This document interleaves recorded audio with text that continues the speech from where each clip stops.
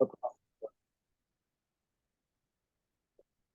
So if by the later 1980s we imagine a map of the GDR as really dotted with little galleries that served as spaces for interaction, dialogue, and experimental or non-traditional hangings, right, with Galerie Eigenart in Leipzig really being one of the most famous of these, it was in the 1970s that the first important galleries emerged outside of personal residences as exhibition spaces where artists could mount smaller shows for more engaged, interactive publics than they might see at the larger, more formal regional and national exhibitions that I've already mentioned.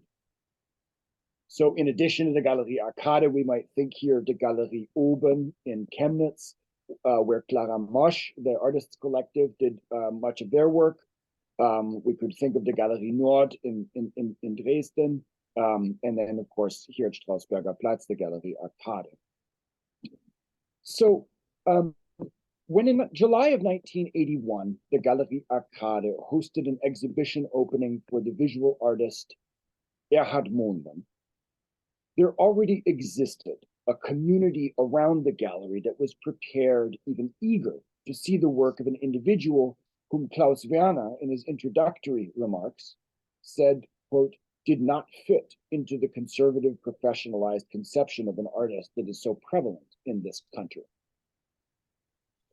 Rather than creating mimetic art involved with the imitation of reality, Werner argued, Monden had worked out an alternative position for himself. So I'm going to be quoting Werner at length here in three big pieces. Monden's position, Werner told the audience in his remarks to open this exhibition in July of 1981, was characterized by, quote, the analysis of reality, or more precisely, the analysis of his self-image as part of reality, the study of processes of action, such as those that arise in concrete mixing, athletic training, or in other familiar situations. The artistic intervention is only temporary, serving to make such processes able to be experienced, to make them erlebbar, by means of a creative manipulation, to rob these of their dull familiarity, to draw out their extraordinary or their exemplary aspect. So he then continues.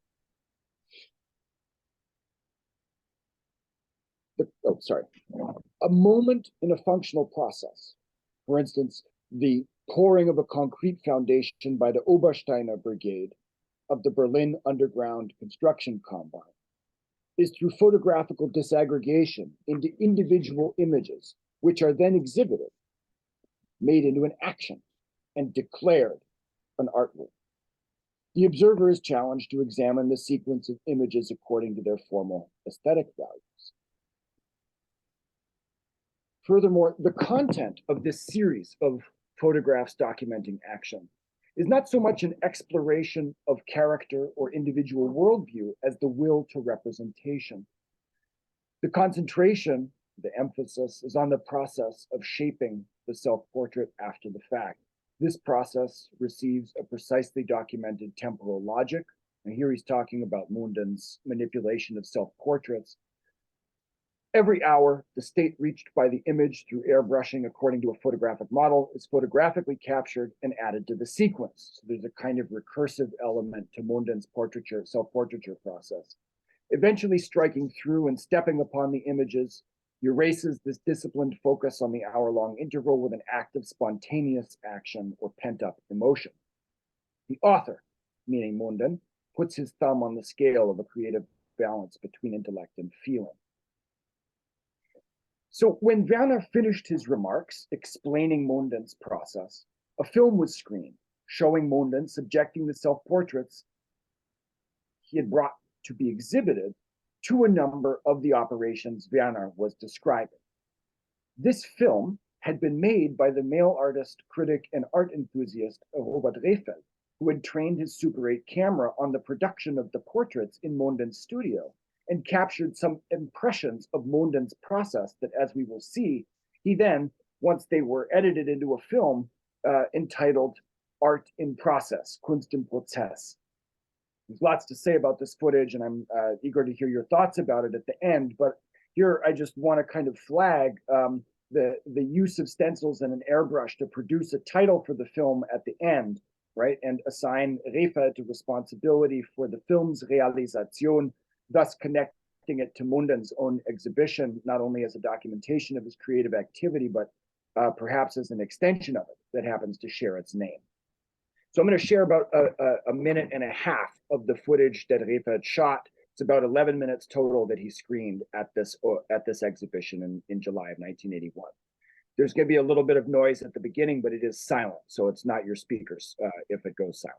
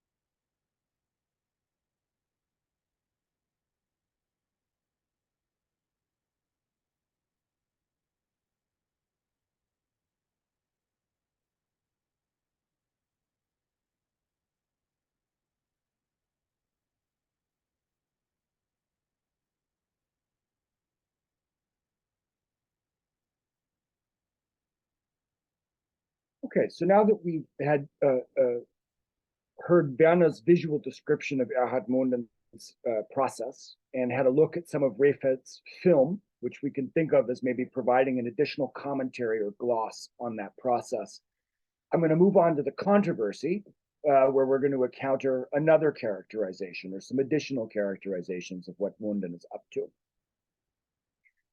So a few months after this exhibition and event occurred in the Galerie Arcade, the critic Gabriele Ivan published a review of it in Bildende Kunst, the GDR's most prestigious art journal. So, there. Before I reconstruct her critical assessment in detail, I do want to pause and just acknowledge that Ivan's professional observation was not the only form of surveillance to which Munden's live art action, or indeed every event at the Galerie Arcade, was subject. By formal declaration, according to a 2001 law governing the rehabilitation of political persecutees, the period January 1st, 1981 to October 2nd, 1990 is acknowledged as a period during which Klaus Werner, curator of the Galerie Arcade, suffered active political persecution by the State Security Service, or Stasi.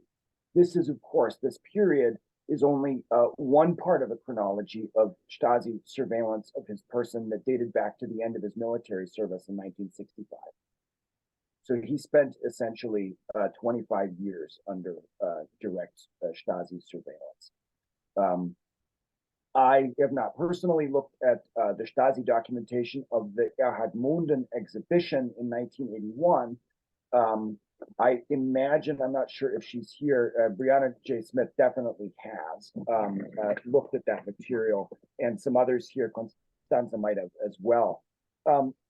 But on that front, I imagine, and we can maybe return to this point later, that those Stasi reports of surveillance of the Munden exhibition at the Galerie Arcade could contain important material, which, if we read the material with the appropriate critical eye, could maybe represent an additional kind of a description or preservation of the exhibition, its performance, and its modality. The Stasi sometimes actually used art history professors and doctoral students as informants to go and provide expert commentary on what was happening at exhibitions.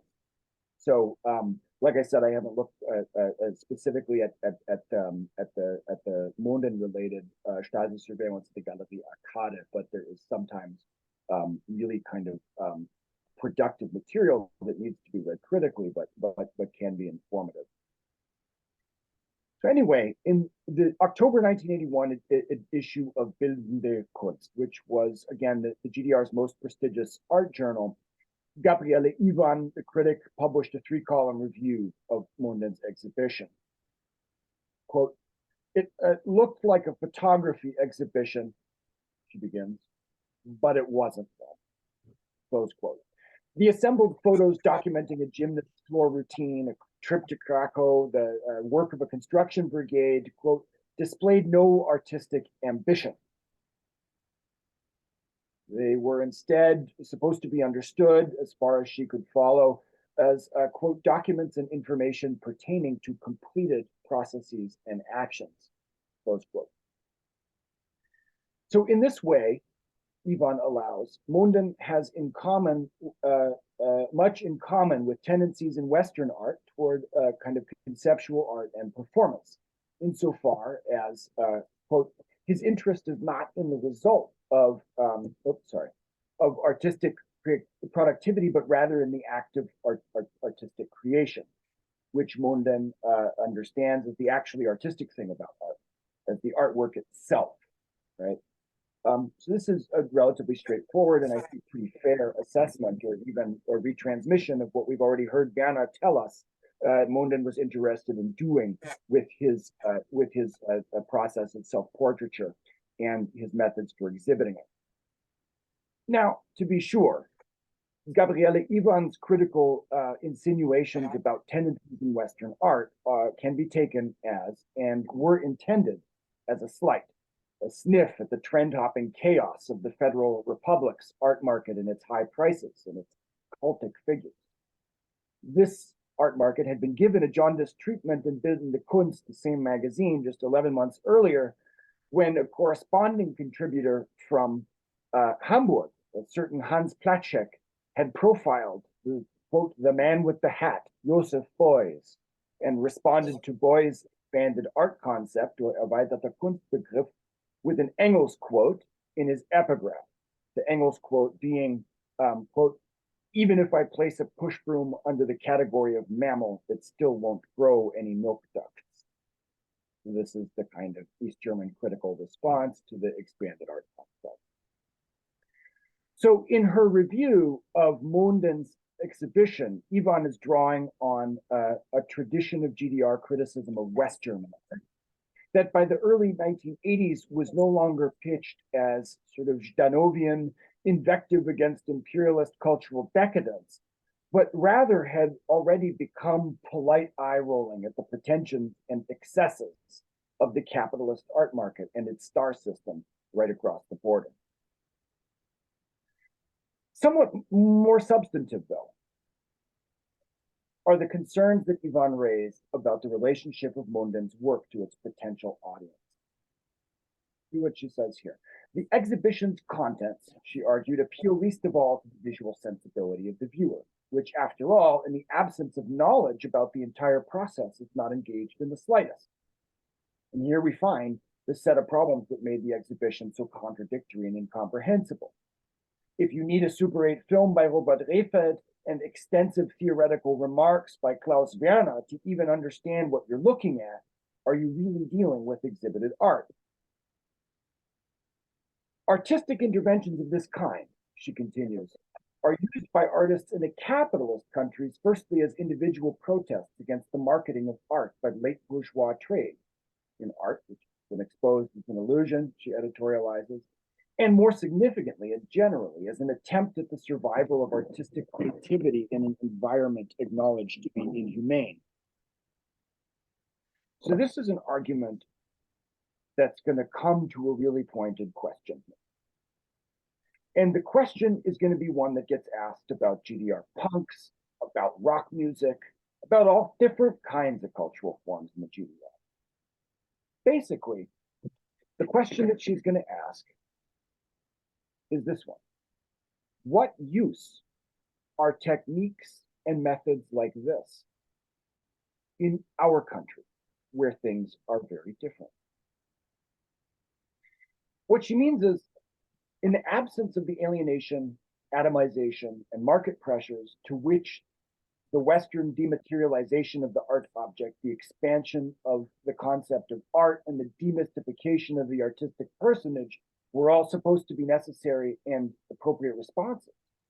In the absence of those underlying problems, what use are techniques and tendencies like this going to be?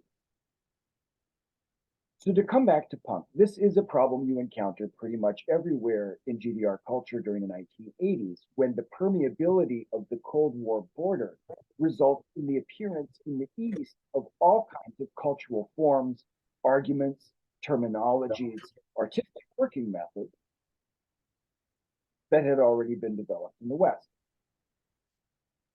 The arguments that they make in the late 70s and early 80s, this exact time period about punk, more or less are the same argument with a few details changed. They go like this.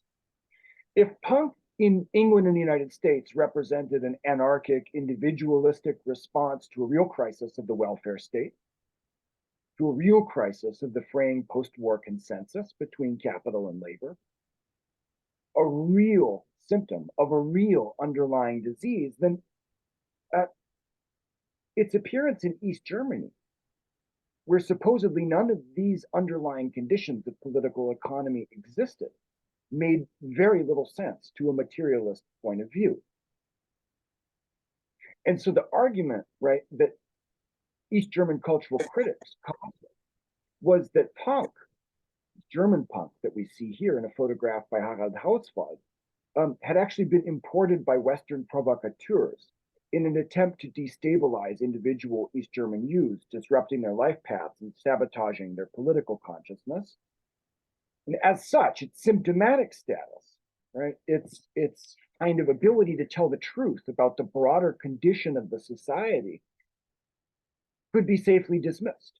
And the focus could be kept on the vectors of persuasion and personal influence at the level of the corrupt individual. So these punks in London, they mean something. But these punks in East Berlin, they don't mean anything. We can see this dynamic really clearly in Gabriele Ivan's presentation of the problem with Erhard Munden's process-oriented work in self-portraiture, and with other work like it going on in East Germany. The dematerialization of the art object, Beuys, right, Joseph Beuys in particular's expanded concept of art, might indeed be appropriately symptomatic in the West, where ideas like this indexed real contradictions and real perversities of an overcapitalized art market in which artists produced not for audiences but for speculators, and taste was bought and sold in the 7 figures and above.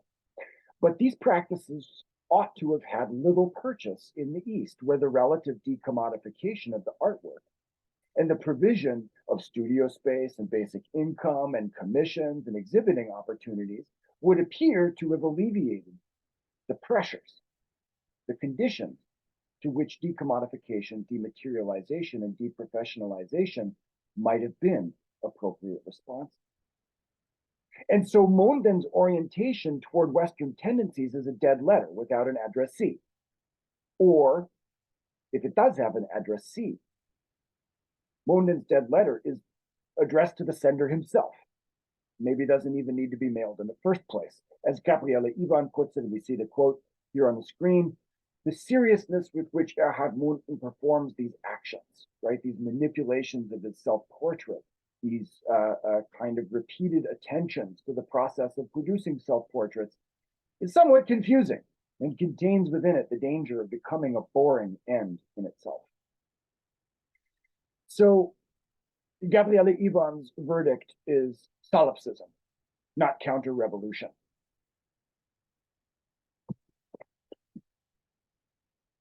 Now, of course, you can't have a controversy without a public argument, and to their credit, the editors of the Kunst allowed a response. 6 months later, in the magazine's April 1982 issue, the critic and art historian Eugen Blume mounted a defense of Monden's action.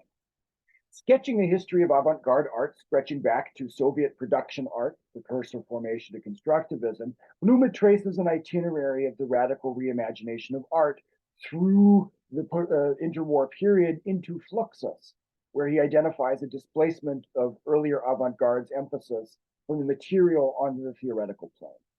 With this step accomplished, technical or formal problems relating to the artist's work with a given material are less important than the social process of art reception itself.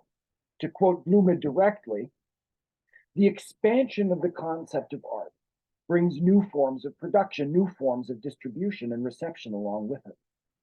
The overcoming of the gap between artist and society that is aimed for can only ever suggest partial solutions.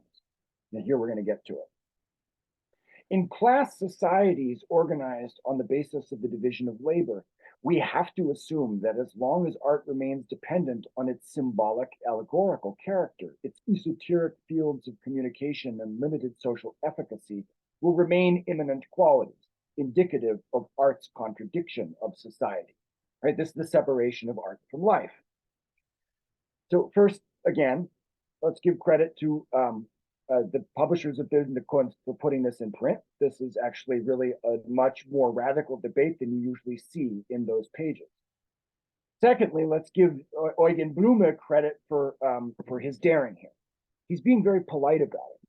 But what he's actually saying here in the pages of Bildende Kunst, nowhere else, is that the basis of Gabriele Ivan's critique, namely that the GDR has overcome the forms of alienation that shape commercialization and anti-commercialization in the Western context, is false.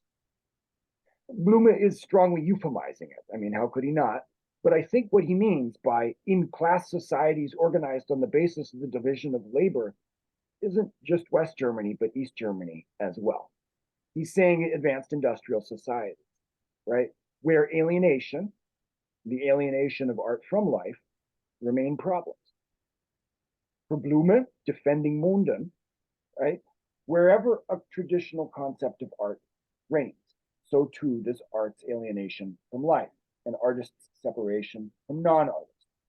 In response to this traditional situation, which clearly obtained in the GDR with its professionalization model, with its hierarchies of medias and genres, with its academy system, with its commissioning system, well, yeah, those problems are actually there, to which things like dematerialization, deprofessionalization, or an emerging process orientation might be an adequate response.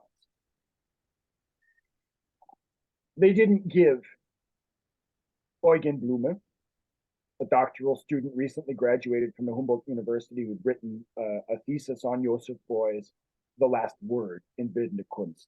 They let Hermann Raum, a very senior and very conservative art historian, intervene, right? I'll just show you a sampling of his critique of Blume. He says he's shadowboxing against taboos and hastily repurposing the verbiage of his idols, right? He takes aim at Blume's language and diction and closes by saying that blind allegiance, right, implicitly to Joseph Beuys, is no better than blind isolation, which is the solipsism, right, that Ivan had already criticized. So that's Hermann Raum's response. But then Bildende Kunst allowed another response. Another response by Blume that basically restates the argument. After that, though, they give a third art historian, or fourth if you want to count Blume, kind of the final word. This guy, Peter Pachnicke, who is given the opportunity to provide quote-unquote summary remarks. Peter Pachnicke is also allowed the opportunity to present alternative process-oriented projects to Mondens that are less self-involved, less solipsistic, that he says engage audiences better, that might actually be adequate to Gabriele Ivan's original challenge, that the audience be included rather than confused. Now, the first two examples that Pachnicke gives in his response are not very interesting. One is poster campaign encouraging residents of the Berlin neighborhood of Pankow to pick up after themselves And the second one is a photographer taking portraits of a ferry captain serving her summer clientele by ferrying them back and forth from an island, and then exhibiting those photographs in the waiting area for the ferry, right? That's not really what Munden's doing, and that's really not much of a suggestion. But the third example is really interesting. For his last example, Pachneke, in responding to Blume and by proxy Munden, and proposing an alternative form of process-oriented art, he cites a project of Gregor Thorsten Kosik, who's one of the members of the artist collective Clara Mosch, based in Chemnitz. And Pachneke, again here in Bildende Kunst, praises Kosik's long-term immersion in the real labor processes of a Chemnitz iron foundry, in order to present this work as an implicit contrast with Munden's vacationing in the kind of solipsistic space of self-portraiture. In Pachneke's analysis, Kosik's collection of, quote, photos, drawings, graphics, easels, and painted cubes, representing differing phases of the real industrial labor process of his foundry worker brigade, rather than, as in Munden's case, merely recording different phases of the artistic labor process by which he produced self-portraits. So this debate had started with a fundamental critique by Gabriele Ivan of the secondary or referential character of Erhard Munden's time-space image realizations, and continued with an earnest attempt by Eugen Blume to explain what was going on. This is initially met by Hermann Raum with the accusation that Blume was engaged in obscurantism.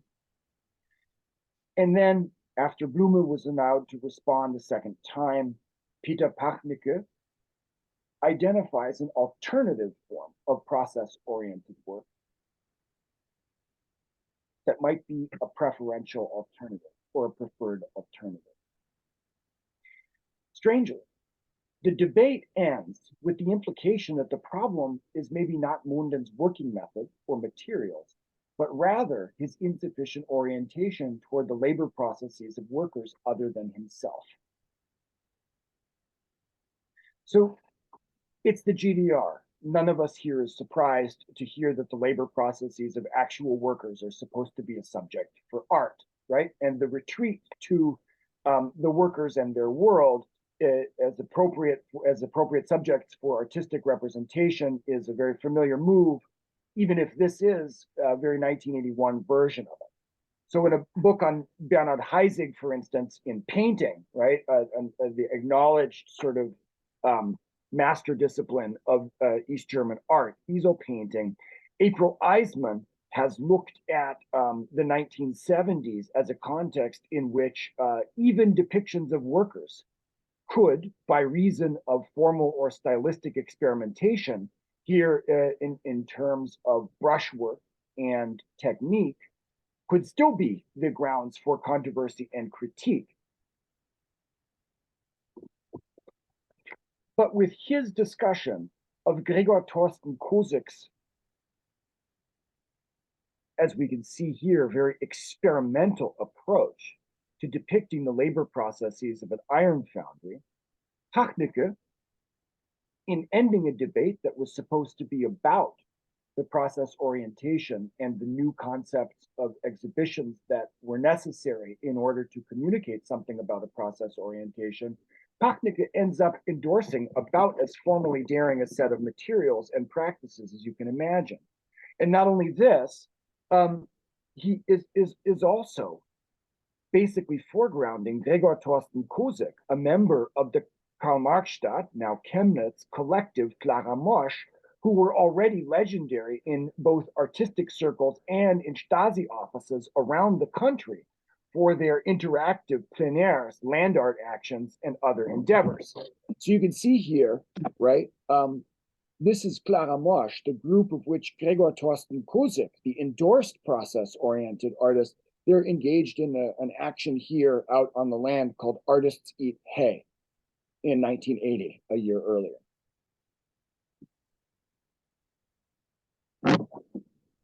Erhard Munden's exhibition in the Galerie Arcade was hardly the first documentation or exhibition of documents of process-oriented art in the GDR. It was just the first one to be written up and debated in Bildende Kunst. And in the 5 or 6 years that follow on after 1981, both in terms of its intensity and its focus on true conceptual disagreements, this debate between Iwan, Blume, Raum, and Pachnicke would remain an exceptional occurrence in Bildende Kunst. Because what we start to see over the course of the 1980s in that magazine is that performances and art actions and exhibitions and publications documenting them retrospectively begin to proliferate apace. So there's more than own continuing work, which happens outside of the pages of Bildende Kunst, but there's also the work of Lutz Dambeck, whose media collages under the rubric of La Sarah, Herakles, and Realfilm were written up in Bildende Kunst by the art historian Gabriele Muscha in 1985, not as violations of the established order of exhibition culture, but rather as, quote, a major contribution to contemporary art and to the understanding of history and time. She continues, their, quote, unique and irreplaceable, end quote, engagement with the recent past meant that Dambeck was offering the viewer, quote, the possibility to forge a path to recognition between rationality and sensuousness, form and content. And this, despite a radically, even inimically experimental conception, like you see here, conception and execution by Dambeck and his collaborator, the dancer Fina Kwiatkowski. Dambeck's work was, of course, not the only radical experimentation with live art by artists that incorporated film, prepared audio components, and physical utensils. As such, it was entirely at home in the 1985 Intermedia Festival in Coswig near Dresden, with 2 full days of programming at that festival, devoted to expanded art concepts from expanded cinema to performance installation, action painting, and live jazz improvisation. Reconstructing both the experimental activities of the festival and the careful Stasi surveillance of its proceedings, along with the professional crackdown on its 2 co-organizers by the Artists Union, Sarah Blaylock has located the festival in a longer timeline of exhibition organizing, whereby, to quote Sarah Blaylock, each new innovation in creative practice contributed to the cultural drift that brought East Germany's experimental artists ever further away from artistic convention. Each gathering solidified that shift and expanded it. Now, as Blaylock has also looked at, and others have as well, outside of the large-scale undertakings like Dambeck's media collages or Intermedia in Dresden, smaller experiments in performance and action art and process-oriented making were initiated by groups such as the Erfurt Women Artist Group. And so there's this groundswell of experimentalism that takes shape over the course of the 1980s, transforming activities at the country's art academies in the little galleries that keep growing and proliferating both officially and unofficially. And so in 1988, Bildende Kunst, having spent years in relative silence on these developments, ultimately publishes an entire issue dedicated to installation, experimental, and process-oriented art, including performance. After years of silence, an entire issue appears devoted to these questions. And of course, in this issue, and its back cover presented as quote unquote Kunst der DDR, art of the GDR, right? We see the Autoperforationsartisten, right? Artists in the Dresden Academy presenting their thesis work, which is a combination of installation, performance, and of course, experimental filmmaking. So I'm at the conclusion of my presentation here. And having talked about an event and then the controversy it generated and the longer term trajectory along which it represents only a single point, The last thing I want to do is kind of highlight 3 new books, just by title and author name, that are looking at the questions that I covered here today in really serious detail. The first we've already seen. It's Sarah Blaylock's Parallel Public Experimental Art in late East Germany. The second is Brianna J. Smith's Free Berlin, Art, Urban Politics, and Everyday Life. And the third, the one I've read most recently, is Sarah E. James' Paper Revolutions, An Invisible Avant-Garde.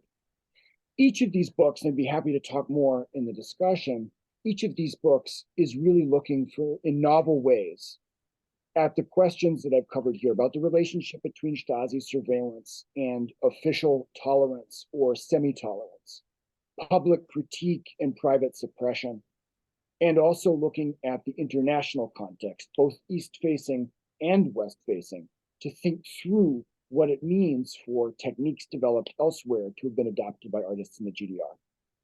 Thank you so much for listening. I'm really looking forward to the discussion. Thank you, Seth. That was absolutely fascinating. Much appreciated. Thank you. Any questions, comments? Yeah, really anything in response to this wonderful paper? I have a quick question. Thank you, Seth, so much for this wonderful lecture. So do I understand right that Pachnicke is saying that the difference between Mondin and Kosik's approach to process is that Kosik was involving the work of other laborers outside himself, so this kind of Mondin's solipsistic approach was the real problem, not his aesthetic experimentation. Am I getting this right? Thank you very much for that question. That's exactly how I read him. And I wonder what you make of that, because I don't know what I make of that.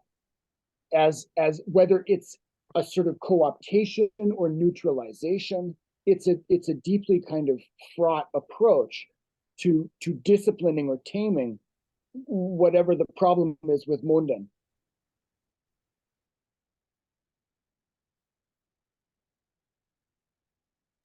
I don't know. I don't know. Somebody else.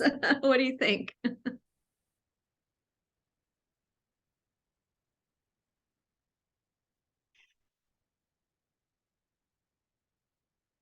Yeah, I had a slightly different point that maybe relates to what Margarita is asking on some level. I wonder if you could tell us, there was so much in your material, what is your main interest in this?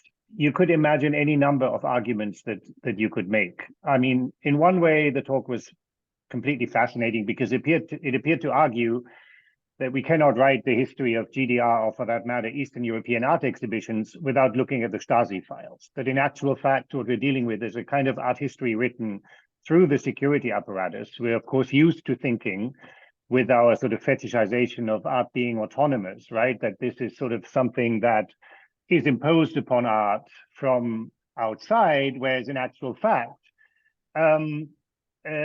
you know, it may well be that in order to properly understand these exhibitions and the way in which they interact with their own surveillance, it needs, you know, we need to treat those descriptions by Stasi Agenten as genuine forms of art historical research, no matter how ill-informed it may be. And indeed, the arguments made, you know, there are arguments that then get taken up in the more serious discussions on the pages of that journal. So that would be one possibility with an argument. Then, of course, the other super interesting argument that you were making had to do with this point that actually needs to be really taken seriously, of course. How is it, right? How is it that, you know, or how do we legitimately respond to the adoption of the very same or similar modernist or postmodernist artistic techniques that responded to certain conditions, social conditions, economic conditions, and so forth, conditions of the art market in the West? How do we evaluate them in the East, where, you know, they obviously respond what appear to be different societal conditions? Now, that argument is actually really well articulated in the reviews that you've cited. So that would be the other the other argument that it appears that you're making. And then the third one is, of course, the one related to performance art and process-based art and its history. So I'm curious, what is the kind of guiding, what is the thread that runs for you through this material, and where would you like to end up with it? I think each of these 3 points that I've mentioned, could end up in a long discussion, and all of them seemed fascinating to me. Thank you so much. So all three are indeed itineraries that I didn't identify by name in the presentation, because I don't know quite which one to privilege. So I'll take them sort of in order. The first one being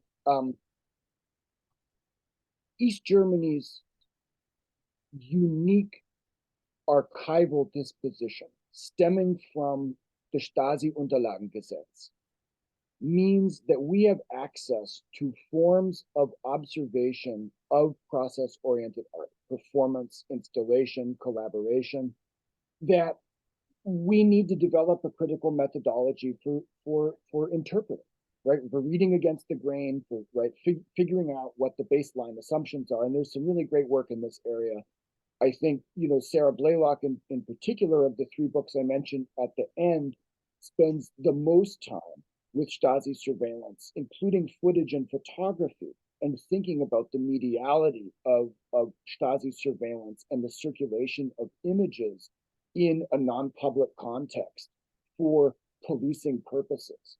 That, this is, I think, absolutely got to be part of East German art history and East German literary history. The literary scholar Alison Lewis has written a book called Die Kunst des Verrats, The Art of Betrayal, which is about the surveillance of the Wetzlauer Berg by 2 of its sort of most prominent and active organizers, Sascha Andersen and Rainer Schedlinski, and has looked into this question of, was all of this experimental art, was all of this creativity in fact the Stasi project from the beginning? A demobilizing, depoliticizing kind of effort by the Stasi to channel potentially transformative political energies into the solipsism of symbolic play. And, I think this connects to really important aspects of what you point out about studying Western techniques in the Eastern context. Was state socialism, in fact, a project that addressed, through decommodification, through the forms of institutionalization proper to a Soviet-type state, the needs or the problems to which experimental techniques were a response?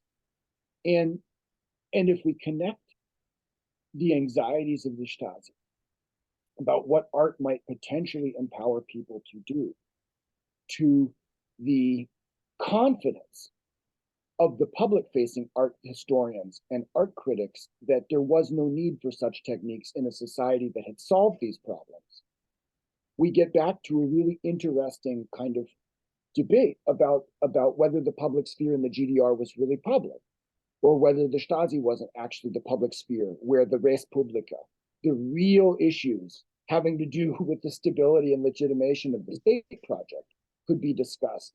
Whereas in public art criticism or in art academies, those kinds of discussions were foreclosed. So that's like one kind of. Please go ahead.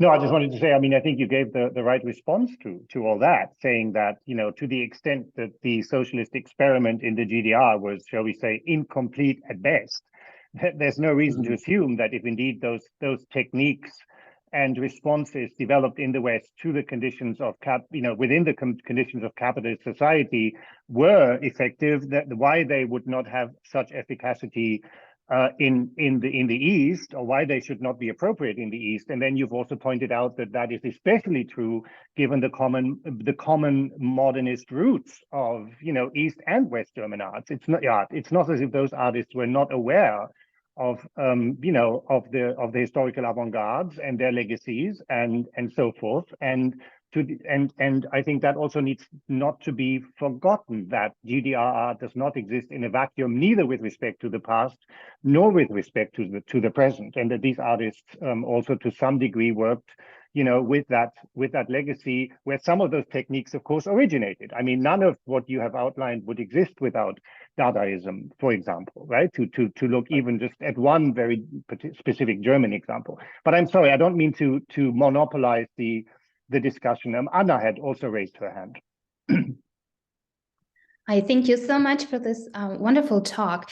I just wanted to add something from the Soviet discussion, our theoretical discussion on socialist realism. It's something that I recently discovered in a little bit obscure book called Socialist Realism that was written in the 60s as a textbook for the big Russian film schools. And it also discusses form, and especially avant-garde form, but has this very interesting aspect of or the argument is that in socialist realism, form can be everything. It can import any kind of form, even avant-garde form. But this form needs to be filled. First, it needs to become familiar. It needs to become readable for everyone. So there is a historic delay in adopting forms, but it also needs to be filled with the right kind of content. And thank you so much for providing a great example in this discussion for this idea that avant-garde form and experimental form needs the right kind of content. I didn't have an example, and maybe it's helpful in a way. So just on that question of examples, right? The example that I gave was the workers and their world, right? The industrial labor process, and we're all very familiar with that as a socialist kind of desideratum. The other one I would give, and April Eisman gets into this too, is revolutionary portraiture, historical kind of moments or the tableau of revolution, whether the Paris Commune or Lenin arriving at the Finland station, or these kind of moments also become sort of fair game, or it is with these moments as your subject that the formal technique becomes really open, right? In the 70s and 80s, and it's I think that's the ingenuity on the part of the artists as well, just to choose a subject matter that is beyond reproach, so that you can push the formal envelope. I mean, this is a kind of responsiveness to art, art education and the art system that I think relies on a little bit of ingenuity on the part of the artists. Thank you, Constanze.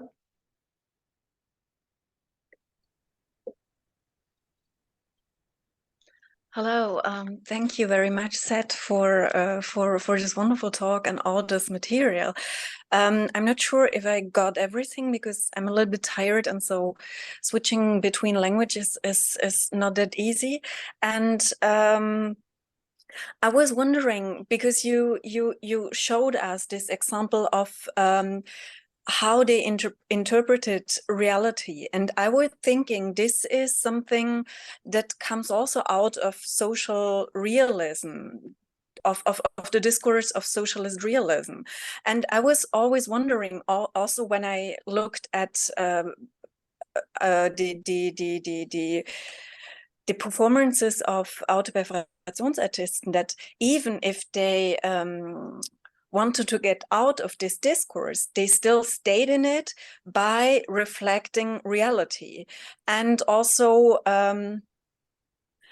dealing with reality. And I mean, when you have a look on what is written in Bildende Kunst on these kind of art actions, often they try to include it into the socialist realism discourse by saying, well, they're dealing with realism.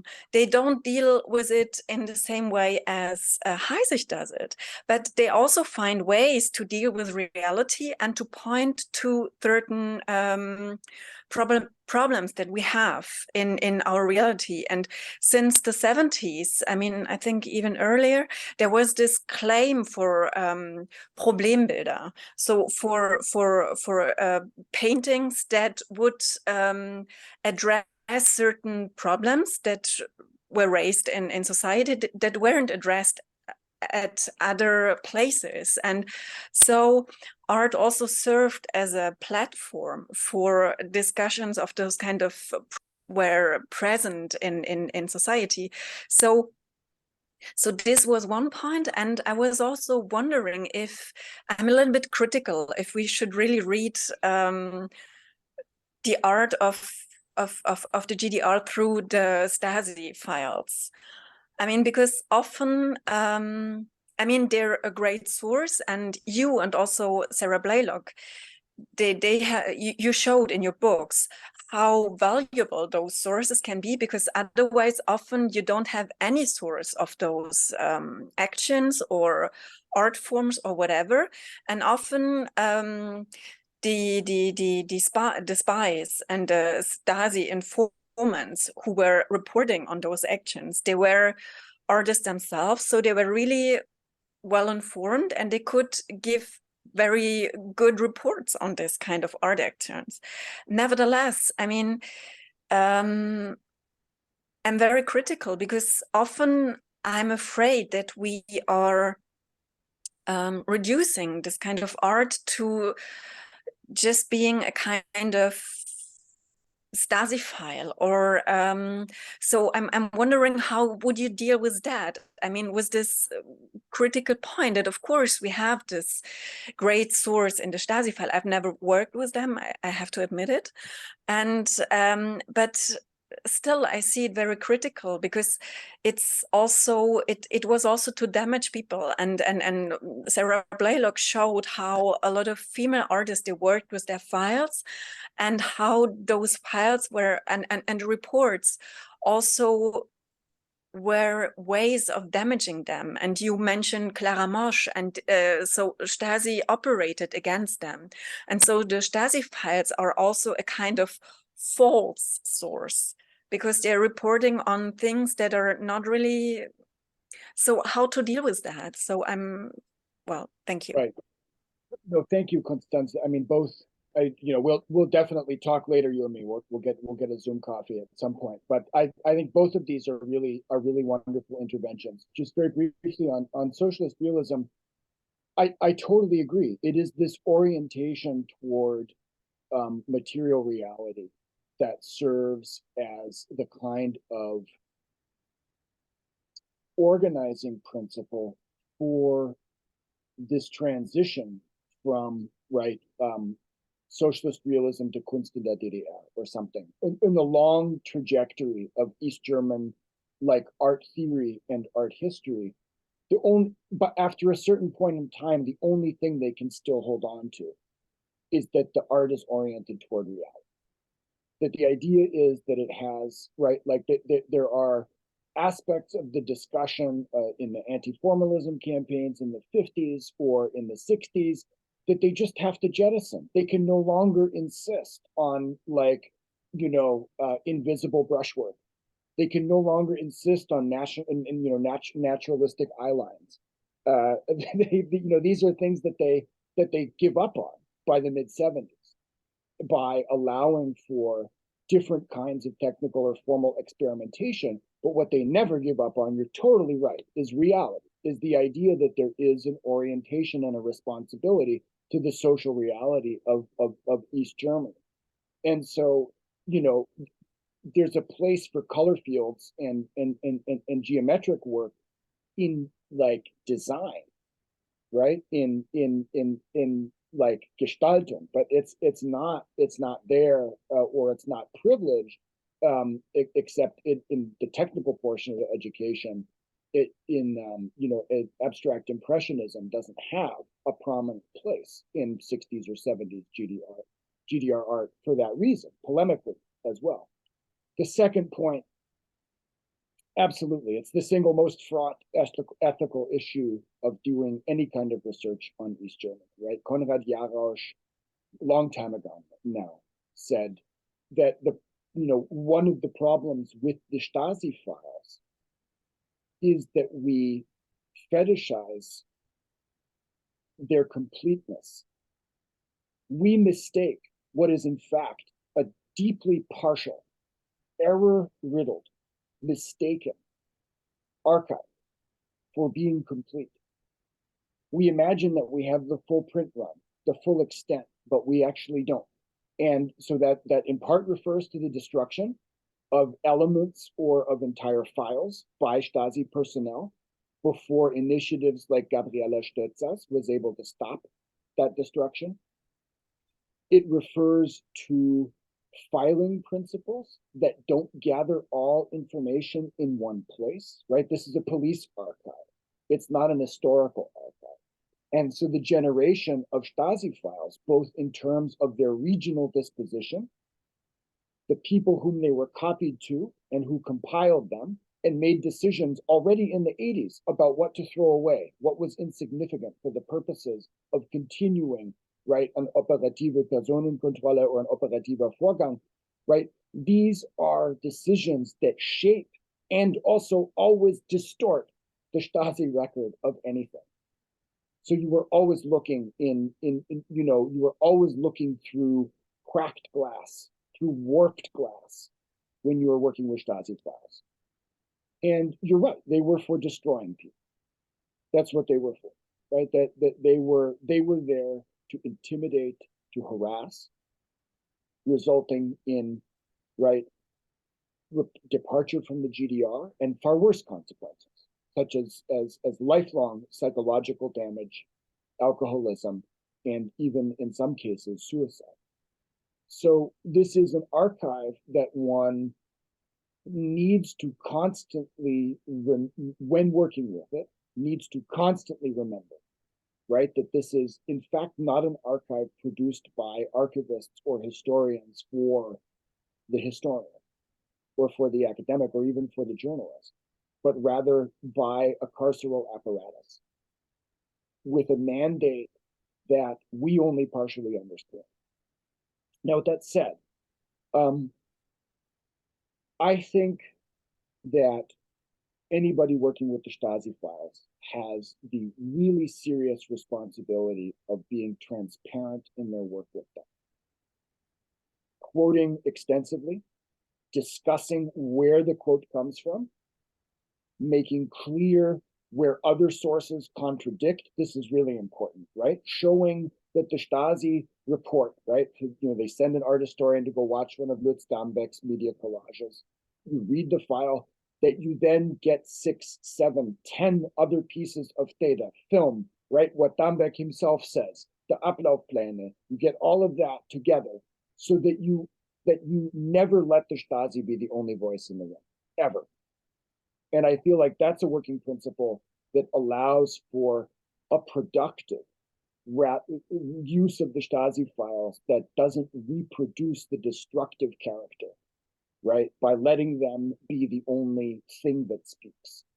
And in some cases, right, we have to admit defeat, where the only source we have on something is a Stasi file. In my personal opinion, it's just better to remain silent.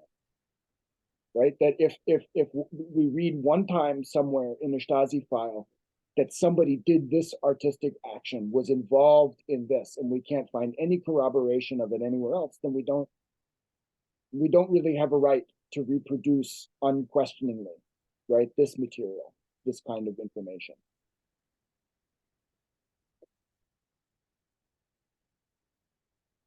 Obviously, this is a much longer discussion, the ethics of using the Stasi files for any kind of art history, but I hope that sort of begins at least as a response.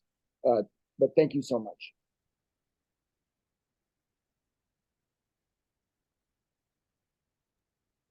The microphone, Sven.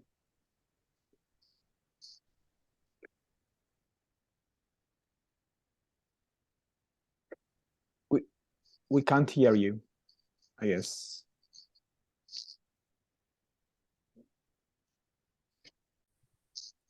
Can you hear me now? Yes. Yes. Oh, okay. Yeah. Seth, thank you so much for this absolutely fascinating discussion. We're pretty much at the end of the time. We usually a lot, but it's been really a great experience. So many thanks for being here, everybody. Many thanks for the interesting questions you raised, and I'm sure Seth would be happy to continue the conversation in another medium. So thank you again for being here. Thank you. And, Thank you. This was a real pleasure. Thanks, everybody. All righty. Take care. Bye-bye. Thank you. Thanks, everybody. Thank you. Bye. Bye.